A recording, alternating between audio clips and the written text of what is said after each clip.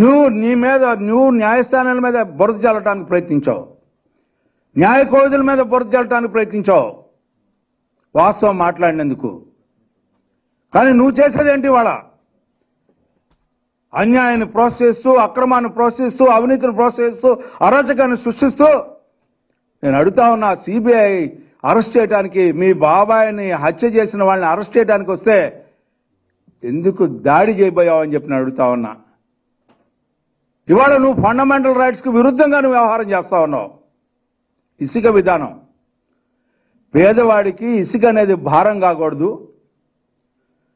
ఇసుక ఉచితంగా అందించగలిగితే నిర్మాణ రంగం కానీ లేకపోతే అనేక వృత్తుల మీద ఆధారపడినటువంటి ఈ నిర్మాణ రంగం రోజుకు కూడా పెరగడానికి ఆస్కారం ఉంటుందనే ఒక భావంతో తీసుకున్న నిర్ణయం అయితే, ఇవాళ నువ్వు తీసుకున్న నిర్ణయం ఏంటి? నువ్వు ఏ రకంగా కుదవబెడుతున్నావు ఇసుకని, ఏ రకంగా అక్రమ తవ్వకాలు తవ్వుతున్నావు, అక్రమంగా తరలిస్తున్నావు.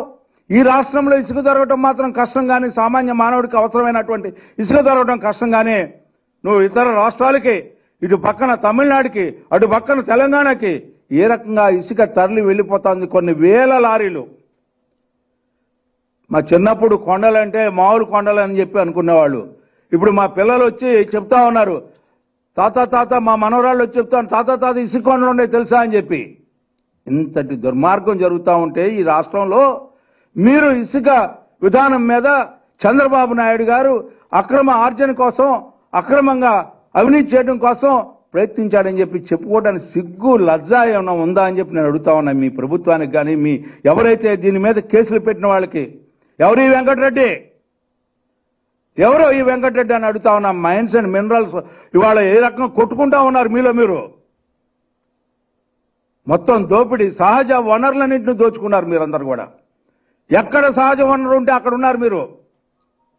గాంధారి పుత్రులాగా 151 మంది ఉన్నారు మీరు. ఏమి సాధించారు? ఈ సమాజాన్ని అతాకుతలంగా చేసి రాష్ట్రాన్ని రావణాకష్టంగా మార్చి అక్రమ కేసులు బనాయిస్తారు. ఇంకా పైన ఇవాళ అత్యున్నతమైన న్యాయస్థానాలు ఎన్నిసార్లు తప్పుపట్టినాయండి మీ విధానాల్ని?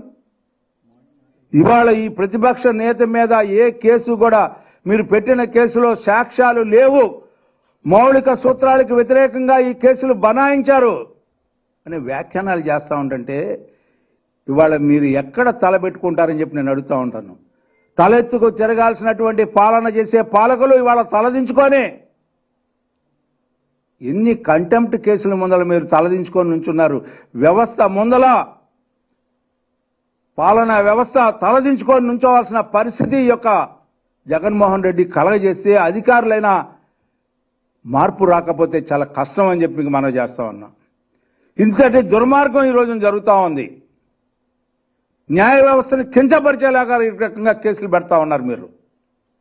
కేసు పెట్టడం అంటే, ఎందుకంటే ఈ రోజున మోచేతి నీళ్లు తాగే ఆఫీసులు ఇవాళ నిజంగా సిఐడి డిపార్ట్మెంట్ స్పెసిఫిక్ ఇన్వెస్టిగేషన్ చేయాల్సినటువంటి పరిస్థితిలో, సిఐడిని ఆశ్రయించే పరిస్థితిలో ఇవాళ ప్రతిదానికి సిఐడి కేసు పెడతా ఉంది. ప్రతిదానికి ఒక కంప్లైంట్ తీసుకోవటం, దానికి అప్రూవల్ పంపించడం, వారం రోజుల్లో కేసు పెట్టడం, అరెస్ట్ చేయడానికి ప్రయత్నించటం, ఇదా మీరు చేస్తున్నటువంటి నిర్వాహకం?